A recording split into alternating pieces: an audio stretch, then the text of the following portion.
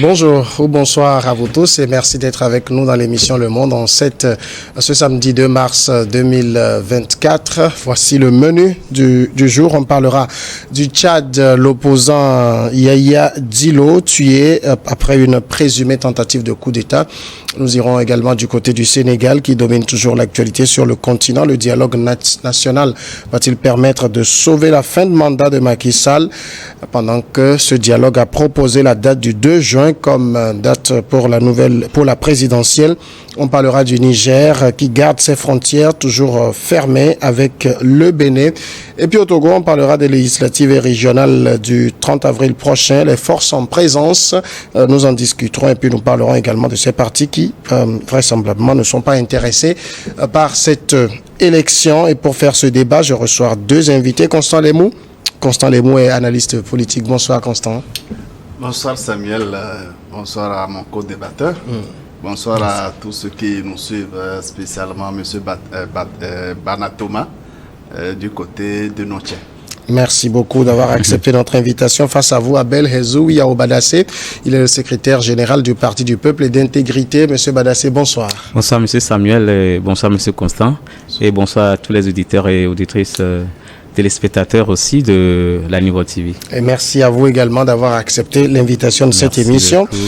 En seconde partie, on reviendra donc sur cette sortie du Parti du Peuple et d'Intégrité pour en comprendre la teneur. Merci. Mais avant cela, on part du côté du Tchad. Que s'est-il réellement passé ces derniers jours au Tchad? En tout cas, le principal opposant à la junte au pouvoir, Yaya Dillo Djerou, a été tué par l'armée au siège de son parti.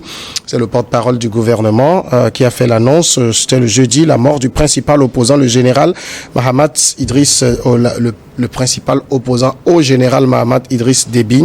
C'est son cousin Yaya Dillo Djerou. Il a été tué mercredi dans un assaut mené par l'armée contre le siège de son parti. L'armée qu'il accusait d'avoir mené la veille une attaque contre les locaux des services de renseignement. Son parti dénonce un assassinat pour l'évincé de la course à la présidentielle qui aura lieu dans 2 mois. Constant Lemou, situation assez confuse dans cette affaire. On a un principal opposant, cousin de l'actuel président, principal opposant, mais qui également est assez populaire, qui est tué. Le pouvoir parle d'une tentative de coup d'État. Le parti parle d'assassinat. Finalement, qu'est-ce qu'on peut retenir au regard des analyses?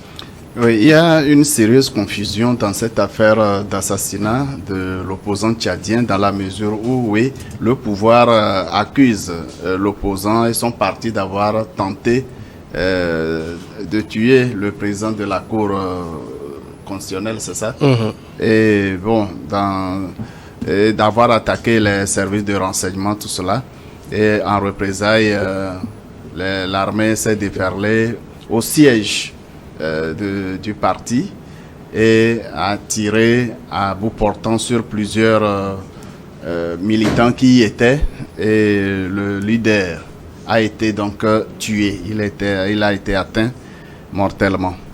Alors, dans cette situation, je me demande, coup d'État, tentative de coup d'État, est-ce qu'il y en a eu vraiment?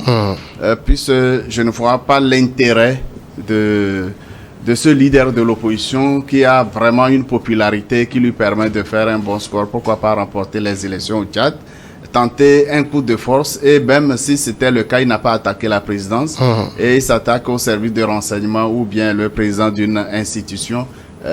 Même s'il arrivait à atteindre ce président ou ses services de renseignement, ça ne sert à rien pratiquement pour parler de coup d'État. Seulement, il y a un indice qui a été plutôt une imprudence de collaboration entre le général Saleh et le leader assassiné.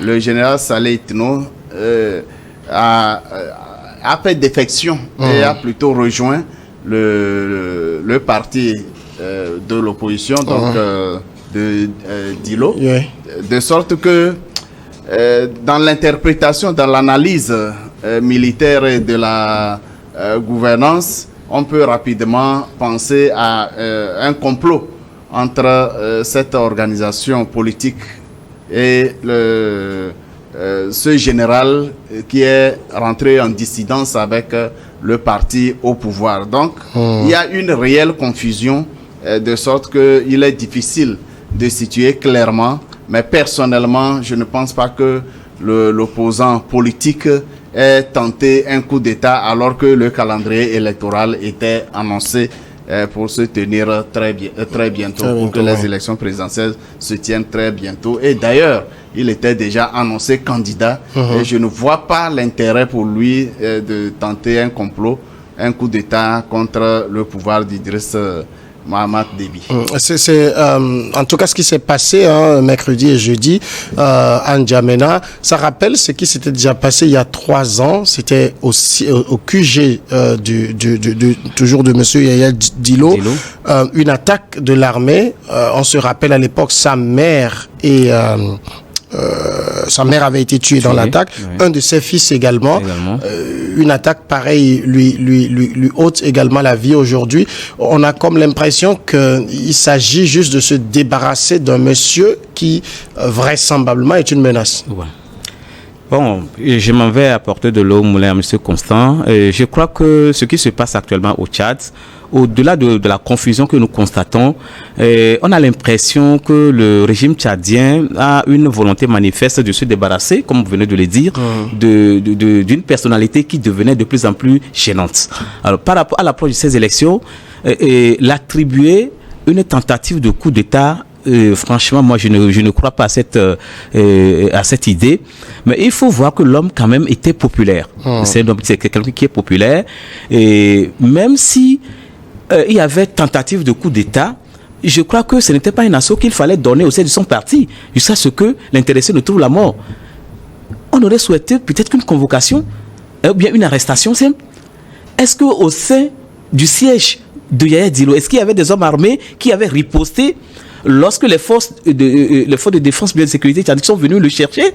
Est-ce qu'il y avait une armée? Je ne crois pas. Donc, on a l'impression que c'est une volonté manifeste du régime de pouvoir se débarrasser de M. Yaya Dillo qui devenait de plus en plus gênant. Parce qu'il faut faire le constat que Yaya Dillo aussi, c'est un chef de guerre. Il a été un chef rebelle. Il appartient à l'ethnie Zagawa, tout comme les Déby également, cousin du Déby, neveu du Déby de fin. Je crois que l'opposition qu'il y a entre lui et le Idriss Déby de fin a mené des tensions au sein même de l'ethnie. Et la plupart des officiers appartenant à cette ethnie-là ont rallié la cause aujourd'hui de Dillo. Donc, ce qui constitue une menace pour le pouvoir en place. Donc, je crois que aujourd'hui, Dillo a été victime de sa popularité et c'est vraiment déplorable pour qu'une personnalité comme ça puisse finir sa vie par un assassinat. Donc le régime tchadien aujourd'hui a les mains libres avec Succès Masra qui a aujourd'hui pratiquement rallié le régime en place. Donc Mahatma Déby n'a plus d'opposants en face. Justement, est-ce que ce n'était pas finalement aussi ça l'enjeu? Parce que quand on regarde dans le microcosme politique tchadien, les principaux opposants, je pense à Saleh Kebzabo qui s'est rallié, Succès Masra qui jusqu'à récemment était le principal opposant, s'est rallié. Il n'y avait peut-être que celui-ci qu'il était difficile peut-être de récupérer et il fallait passer à la manière forte. Bien sûr, tout porte à croire que c'est juste une mise en scène qui a été rondement menée pour trouver l'argument nécessaire et l'éliminer physiquement parce qu'il refusait le ralliement. Sinon, on ne peut pas ne pas croire que l'attaque même des services de renseignement ou la tentative d'assassinat du président de l'institution ne soit qu'une mise en scène, juste pour trouver l'argument pour assassiner l'opposant qui était effectivement devenu très gênant. Mais il faut aussi remarquer qu'au Tchad, entre la politique et l'armée, il n'y a qu'un seul pas, parce que l'opposant lui-même étant un général, un officier de guerre qui s'est constitué en opposant politique, rallié par d'autres officiers. Bon, le camp d'en face voyait une rébellion, beaucoup plus une rébellion qu'un parti politique à la conquête du pouvoir. Et habitué aux conflits armés, je pense que ça rentre plutôt dans la tradition tchadienne. Les tirs et les assassinats, c'est monnaie courante. Je pense également que Sucé Masra a vite compris cela. Et pour ne pas finir de cette façon, il a préféré se rallier et mener, si possible, la lutte purement politique. Dans la possibilité un jour que le camp Déby puisse lui laisser le pouvoir. Mais ce qui est vraiment... ce sera très, très difficile. À mon avis, la plus haute fonction qu'il pourrait assumer, c'est celle qu'il assume actuellement en tant que Premier ministre. Mais président du Tchad, il sera très difficile. Je ne crois pas qu'une élection soit organisée au Tchad de façon transparente, de sorte que le vrai vainqueur des élections soit proclamé président. Au regard de cette situation, est-ce qu'on peut dire simplement qu'il est difficile, voire impossible d'être opposant au Tchad aujourd'hui? Il est vraiment difficile d'être opposant au Tchad parce que, comme l'a dit tout à l'heure M. Constant, c'est un régime carrément militarisé. Les militaires sont au pouvoir, ils ont toutes les fonctions. Vous voyez, après les négociations de Sucé Masra avec le pouvoir en place, les ministères attribués aux partisans ou bien aux membres du parti de Sucé Masra, c'est des postes ministériels qui n'ont pas d'importance. Donc, les postes ministériels les plus importants sont revenus au camp du pouvoir de Déby. Donc vous voyez, aujourd'hui, je crois qu'il est difficile, après la mort de Yaya Dillo et Sucé Masra qui a rallié pratiquement, je crois qu'il n'y a plus de chance à l'opposition tchadienne de faire un espoir lors de l'élection présidentielle à venir. Je ne crois pas. Est-ce que vous pensez quand même que les conditions parce que c'est ce que dénonçait aussi Yaya Dillo, les conditions d'organisation de cette élection, elles semblent être verrouillées selon lui? Non, tout est verrouillé. Lorsque vous avez toutes les institutions qui sont contrôlées par le pouvoir en place, au niveau même de l'organe chargé d'organiser les élections, mais Yaya Dillo a toujours dénoncé que cette organisation-là est à la solde du pouvoir. Donc, rien n'a été fait aujourd'hui pour apporter un changement au sein de la structure qui organise les élections.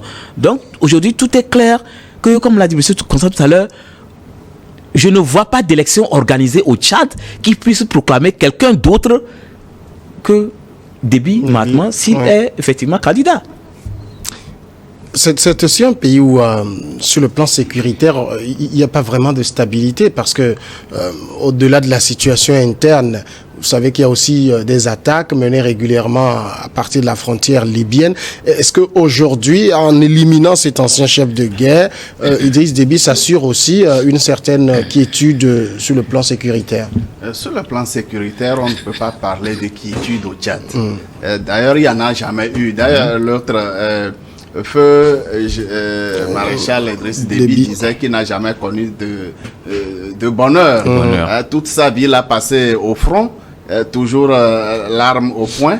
Et il en est mort d'ailleurs, parce que la rébellion au Tchad fait des incursions périodiques. Et jamais on n'a connu une période véritable de stabilité politique, socio-économique au Tchad. Et même l'assassinat de cet opposant ne fera qu'envenimer la situation parce que, bien sûr, l'organisation a beau être étêtée, mais les hauts cadres militaires qui sont de l'organisation ne vont pas désarmer. Peut-être on trouvera un nouveau leader de ce parti politique qui serait aussi un officier dissident dissident au parti au pouvoir et donc à la famille purement de Mahamat Déby. Et les luttes seront toujours permanentes. La lutte armée, elle est quotidienne au Tchad. Et je ne crois pas que les incursions, comme vous l'avez dit, qui viennent de la Libye ou bien de la rébellion habituelle qui vient tenter de s'emparer du pouvoir de Djamena. Je pense que Idriss Déby, plutôt Mahamat Itno Déby, il aura toujours fort à faire du côté sécuritaire. Il n'en a pas encore résolu, même si cet opposant emblématique a été assassiné.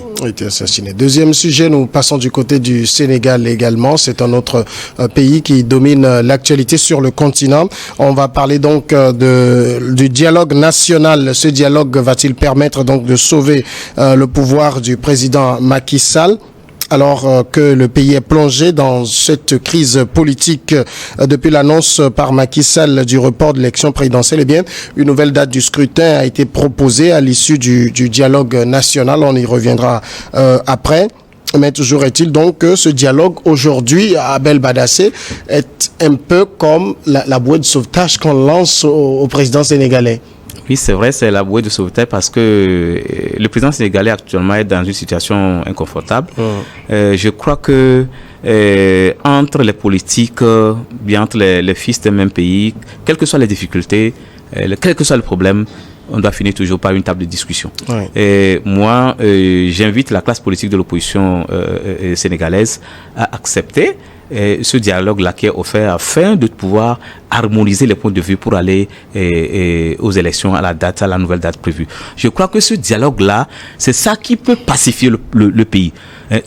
Les manifestations qu'on doit organiser, bien que l'opposition tente d'organiser aujourd'hui, c'est pour encore faire des pertes en vies humaines. Et en fin de compte, on va toujours arriver à une discussion. Je crois qu'il vaut mieux aller tout de suite à la table de discussion pour que des solutions soient apportées à la crise actuelle afin de pouvoir aller dans la paix, dans la sérénité aux élections. Je crois que l'exclusion n'a jamais été une bonne chose. Donc Macky Sall également a compris que peut-être ce qu'il a fait, l'acte qu'il a posé était une erreur. Il est en train de se racheter et c'est à travers ce dialogue. L'opposition n'a qu'à saisir la pêche qui est tendue pour aller à la table de discussion. Le dialogue a eu lieu, en tout cas une bonne partie de l'opposition l'a boycotté. C'était juste, on va dire, un dialogue selon Macky Sall? Personnellement, pour moi, il n'y a pas de dialogue. Macky Sall ne peut pas dialoguer avec lui-même. Il faut qu'il ait un interlocuteur valable. Oui. D'ailleurs, le dialogue, au sujet de quoi? Macky Sall a passé ses 2 mandats. Il est arrivé à la fin qu'il organise les élections et celui qui aura remporté les élections prenne le pouvoir. Quel est le problème? Quel est le fond de la crise au Sénégal? Et il faut un dialogue entre qui et qui? Moi, j'ai salué l'attitude de la majorité des opposants, plutôt des candidats aux élections présidentielles sur 17.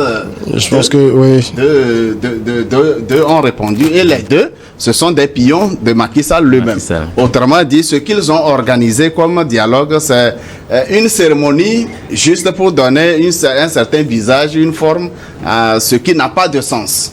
Ça n'a absolument pas de sens. Mais toujours est-il qu'il y a crise politique aujourd'hui et qu'il faut dialoguer. Il n'y a pas de crise politique. Macky Sall tente de créer une crise politique. Heureusement, les leaders de l'opposition ne sont pas tombés dans cette crise-là. Ils ne sont pas tombés dans cette crise. Quel est le fond de la crise? 1.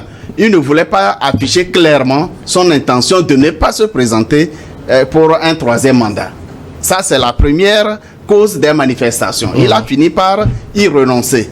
Alors, à partir du moment où il a renoncé, que la date des élections a été fixée, qu'est-ce qui justifie qu'à 10 heures de l'ouverture de la campagne pour les élections présidentielles, qu'il prenne la décision de reporter le scrutin? Rien. Il n'y avait aucun élément de crise qui pouvait justifier cette décision, sauf des manœuvres qui voulaient qu'à la fin du processus, qu'on mette à la tête du Sénégal quelqu'un qui aurait été recommandé.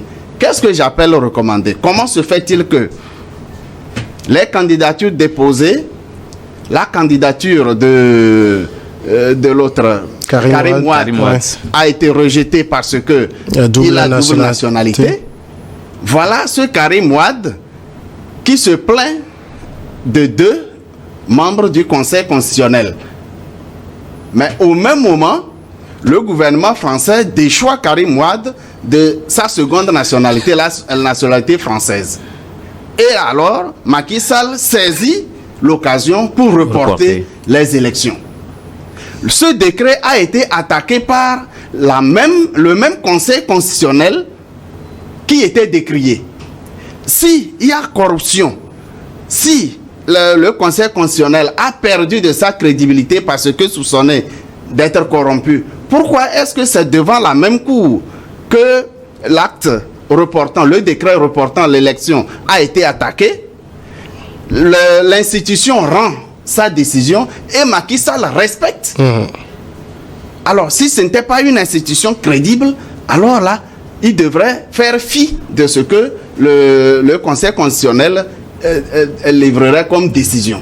Mais il a respecté parce qu'il reconnaît la légalité et la crédibilité de cette institution. À partir de là, il n'y a pas de crise, il n'y a aucun fond de dossier, il n'y a même pas un dossier de fond dans ce qu'on peut appeler une crise à la sénégalaise. En tout cas, c'est Macky Sall qui a raté sa sortie honorable à la fin de son mandat. Ce qui est sûr, c'est que le premier tour de la présidentielle devait se tenir le 25 février passé. Elle n'a pas eu lieu et aujourd'hui, tout le monde s'accorde pour dire qu'il y a un problème institutionnel à régler. Effectivement, il y a un problème institutionnel. Et c'est ce que j'appelle une crise politique. Et tout compte fait, les Sénégalais sont en face d'un problème qu'il faut résoudre. Je crois que il y a certains opposants qui ne sont pas encore d'accord par rapport à la date, qui a été la nouvelle date proposée. Donc, aujourd'hui, qu'est-ce qu'il faut faire? Il faut aller discuter. Donc, même si on ne voudrait pas peut-être accepter ce que peut-être le pouvoir en place est en train de proposer, dans quel cadre faut-il le dire? C'est autour d'une table qu'il faut toujours accepter, discuter pour faire avancer, bien faire ces propositions. C'est pourquoi j'appelle aujourd'hui la classe politique de l'opposition sénégalaise à aller à un dialogue franc. Parce que ce que Macky Sall est en train de faire au Sénégal, il avait réellement l'intention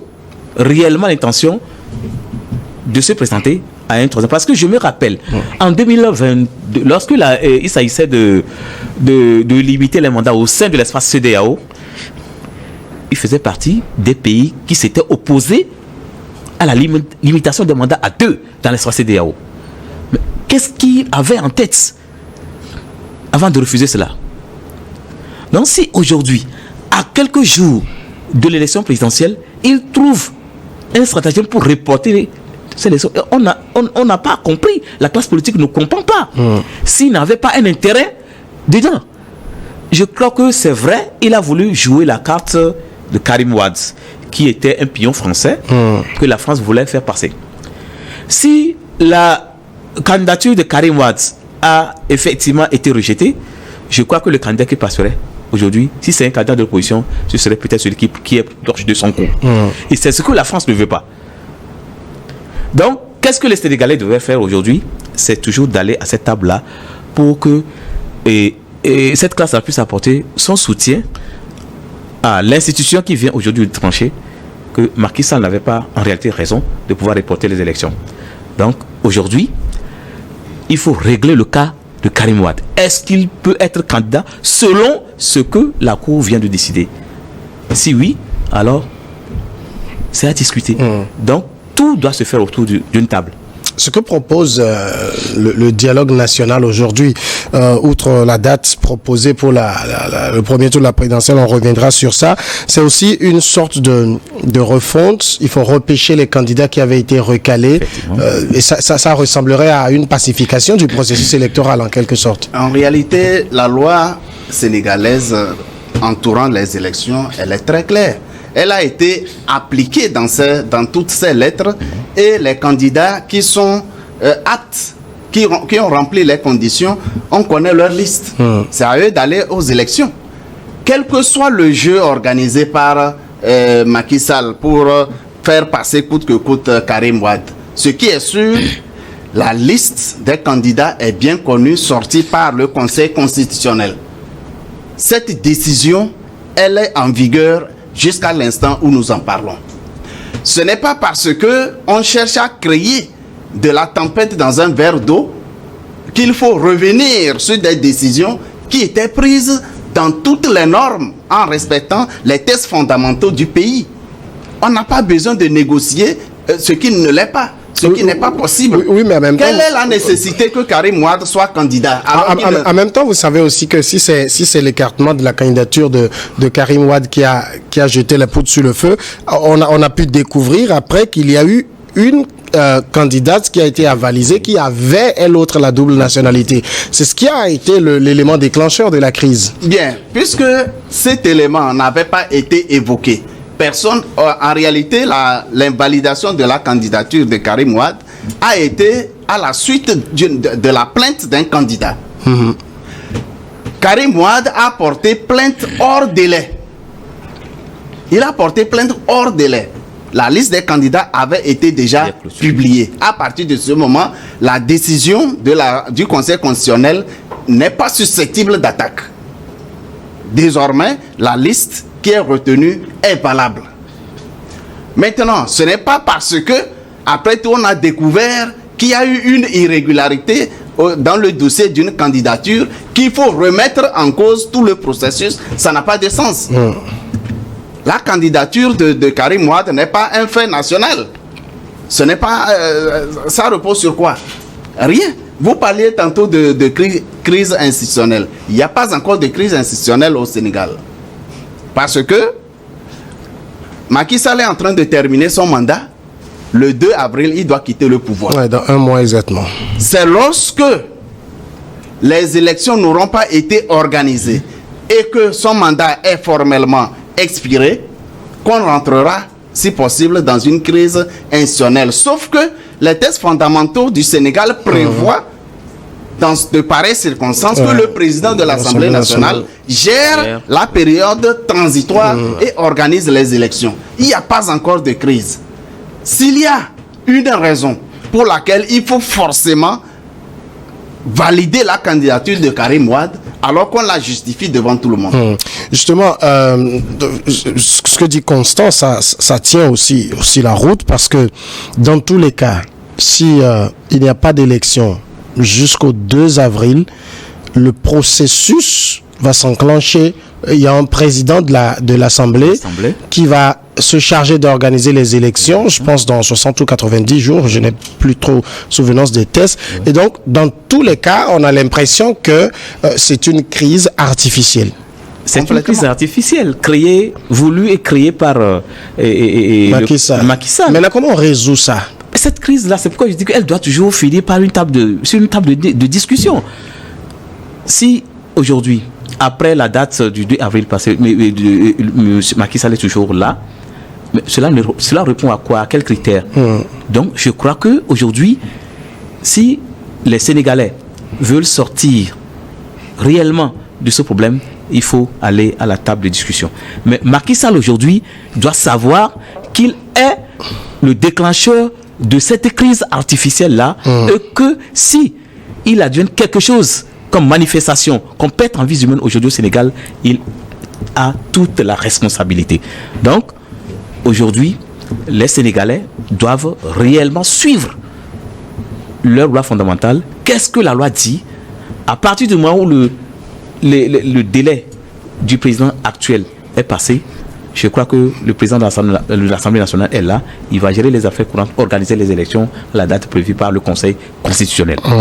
C'est ce que je pense. Macky Sall lui-même, lors de sa dernière sortie médiatique, a laissé entendre que le 2 avril 2024, son bail à la tête du Sénégal s'achève. Mais vous avez appris aussi que le dialogue a souhaité qu'il proroge, qu'il soit en fonction jusqu'à l'élection de son successeur. Au fait, la constitution sénégalaise prévoit que le président sortant reste au pouvoir jusqu'à la prise de fonction du nouveau président élu. C'est la même constitution qui a fixé les délais d'organisation des élections, qui a défini la période, la durée des mandats, ainsi de suite. Alors, à partir du moment où il connaît la date à laquelle il doit partir, et que les tests sont clairs, en réalité, les tests sénégalais ne souffrent d'aucune insuffisance. Lorsque mon co-débatteur parle de dialogue et que les acteurs politiques aillent à la table de négociation, pour négocier de quoi? Quel sera le sujet de négociation? Il n'y en a pas. Il n'y a aucun sujet de négociation. Plutôt, si jamais les autres acteurs politiques acceptaient d'aller à cette mascarade de négociation, de dialogue, c'est l'occasion d'habiller ce scénario et sortir un communiqué bidon pour montrer qu'ils se sont entendus pour que tout le monde aille aux élections. Non, il faut que les Sénégalais tiennent ferme. Ils ont une haute culture politique et il faut maintenir la dragée haute. En principe, à la fin de ce processus, Macky Sall doit être interpellé, arrêté et jugé pour haute trahison. Il a trahi, il a fait mourir les Sénégalais pour rien. Il n'y a rien qui pouvait justifier ces différentes crises et ces morts d'hommes et ce trouble. À la fin de son mandat, il n'y a rien qui justifie cela. C'est pourquoi je dis, les Sénégalais ont commis l'erreur de faire confiance à Macky Sall qui en réalité est un salaud. Il s'est montré être un salaud à la fin de son mandat. C'est pas normal. On ne va pas insulter le président de la République. C'est une institution. Non, donc, franchement, je regrette de le dire. Mais là, il a montré une bassesse, une grande bassesse devant peut-être une force à laquelle il doit révérence. Mais et pourquoi? Cette crise, tout ce scénario de crise qu'il est en train d'organiser ne profite pas à son pays. Aucun Sénégalais n'a intérêt dans cette crise-là. Aucun Sénégalais n'a intérêt à dire que 12 ans après, ou ayant accompli proprement ses 2 mandats, Macky Sall ne sait comment organiser les élections pour sortir par la grande porte. Ça, c'est une saloperie. C'est pas normal. En tout cas, c'est ce qu'attendent les Sénégalais, c'est-à-dire une issue donc à cette situation, parce que vous l'avez rappelé, c'est inédit que dans l'histoire du Sénégal, à la date convenue, les élections ne puissent pas avoir lieu, même du temps de Maître Abdoulaye Wade. Malgré sa volonté d'aller à un 3e mandat, les élections se sont tenues à date.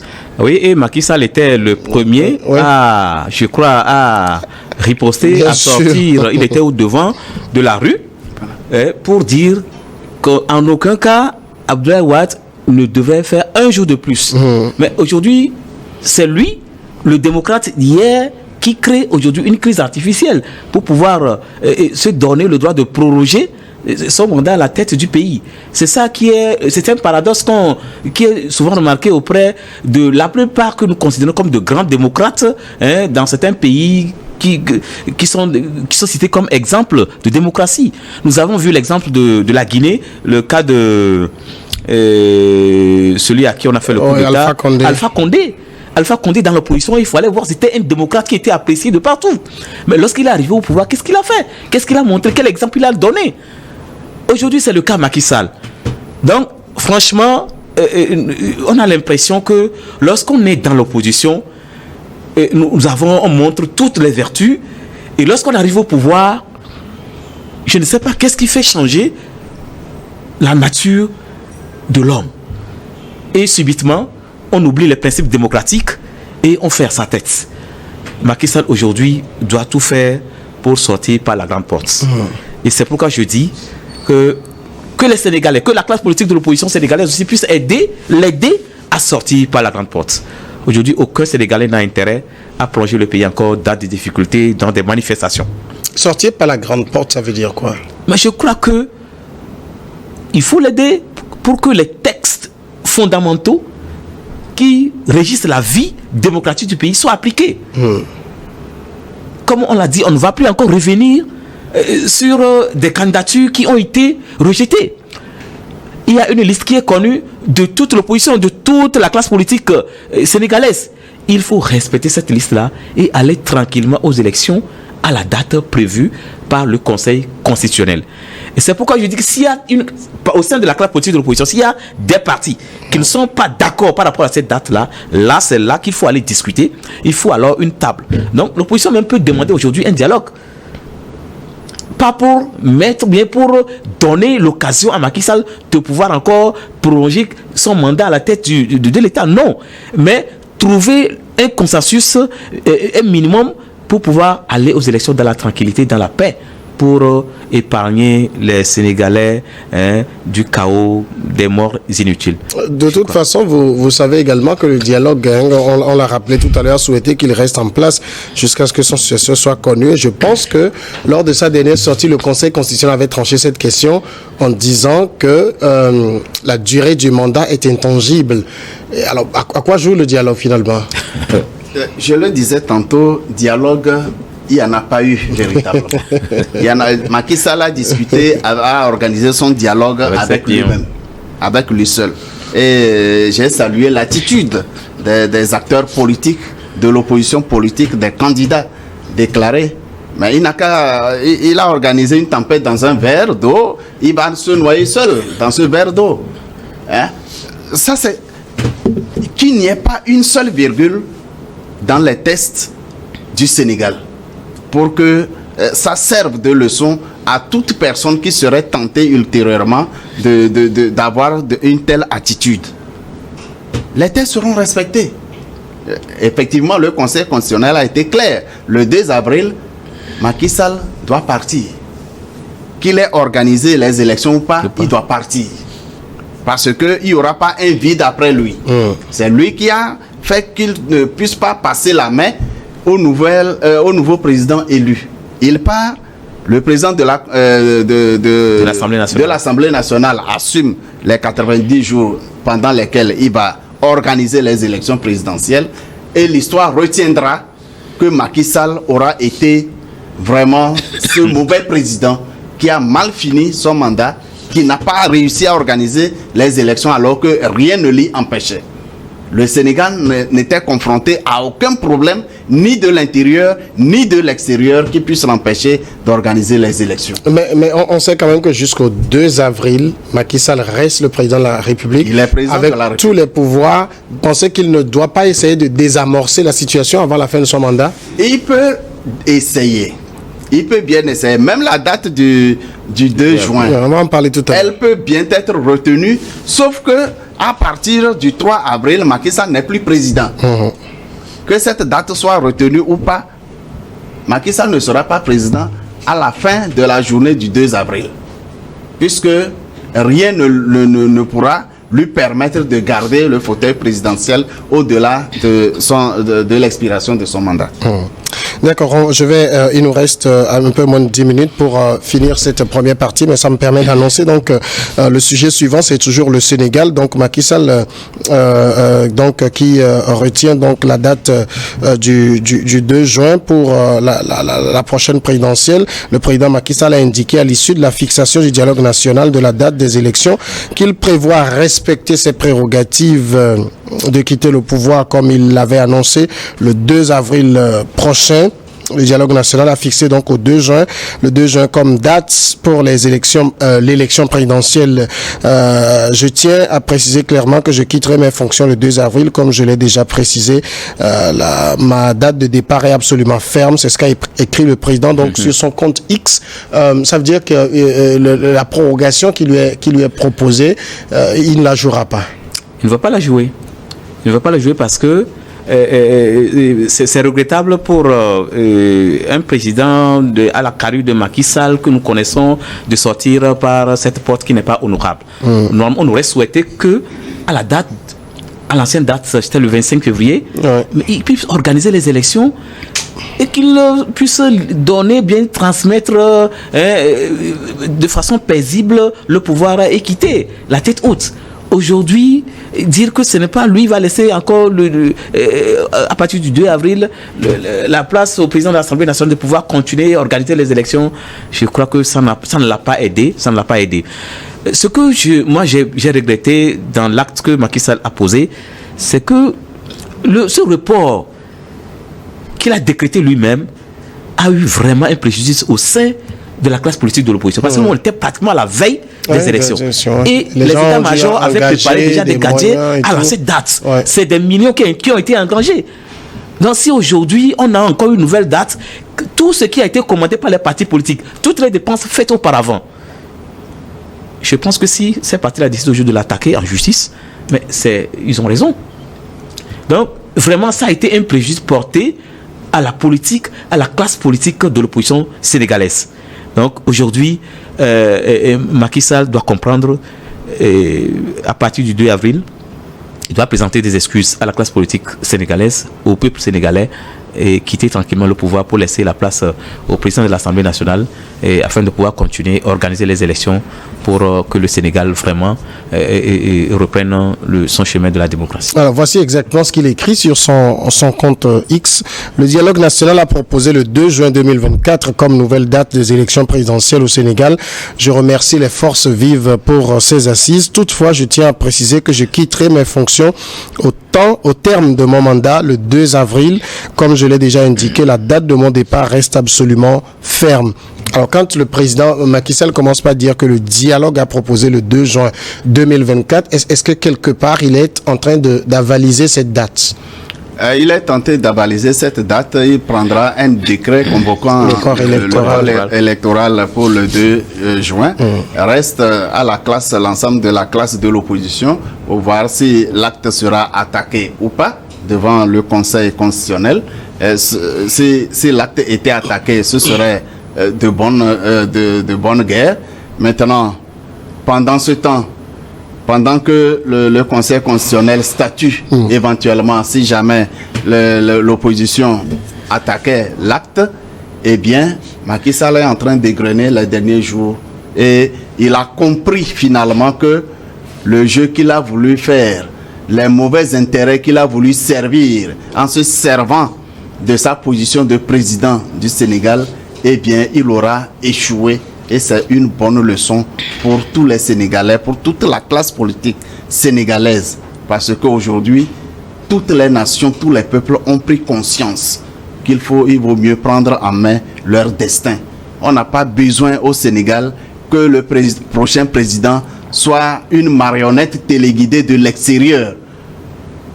Imaginez un seul instant, quel est l'intérêt du gouvernement français à annoncer officiellement avoir déchu Karim Wade de sa nationalité française pour lui permettre d'être candidat aux élections présidentielles au Sénégal. Pourquoi? Non, s'il a demandé la déchéance... Et c'est alors l'Élysée qui doit communiquer. Vous comprenez l'importance l'importance de déchoir Karim Wade de sa nationalité française. Mais il n'est pas le premier, il n'est pas le seul à demander à se débarrasser de la nationalité française. Mais jamais on a entendu ces communiqués-là. Jamais. Pourquoi cette fois-ci? Et c'est l'Élysée qui communique. Alors, et la dame qu'on soupçonne d'avoir aussi la double nationalité, d'avoir aussi la nationalité française. Mais pourquoi l'Élysée n'a pas déchu cette dame de sa nationalité française et communiqué? Pourquoi? La France ne savait pas qu'elle a une nationalité française. La France le savait. Franchement, je crois et je maintiens que cette crise, Macky Sall lui-même, il est victime. Il est victime d'une responsabilité, une mauvaise responsabilité qu'il a accepté, assumée pour servir des intérêts autres que des intérêts sénégalais. C'est bien dommage pour la classe politique africaine. Monsieur, permettez que nous marquions la première pause. On va revenir dans une dizaine de minutes, juste après le journal, pour continuer à parler du Sénégal. Merci.